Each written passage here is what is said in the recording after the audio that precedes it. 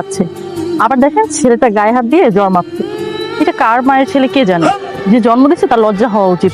আপা ওটা আমার ইচ্ছে। আমি মনে হয় তোমাকে খুব বেশি প্যারা দিয়ে ফেলছি, তাই না? আচ্ছা চলো, তোমাকে আমি বাসায় পৌঁছে দিয়ে আসি। সেই যে মেডিসিন খেয়ে রেস্ট করবে।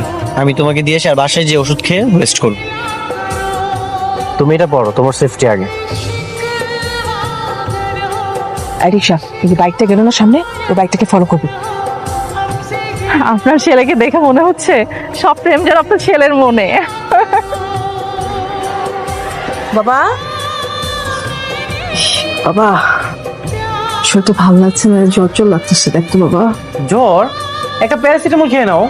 বাসায় প্যারাসিটামল নেই? গার্লফ্রেন্ডের বেলায় কি সুন্দর কপালে হাত দিয়ে চেকিং জ্বর আসছে কিনা। আমি তো ডাক্তার, হয়তো কোনো রোগী চেক করেছে। নিশ্চয়ই তোমাকে কেউ কিছু বলে প্যাস লাগিয়েছে, তাই না? তোমার পড়ালেখাই শেষ হলো না, তুমি এখনই ডাক্তার হয়ে গেছো না? আর কি আশ্চর্য, রুগী গেল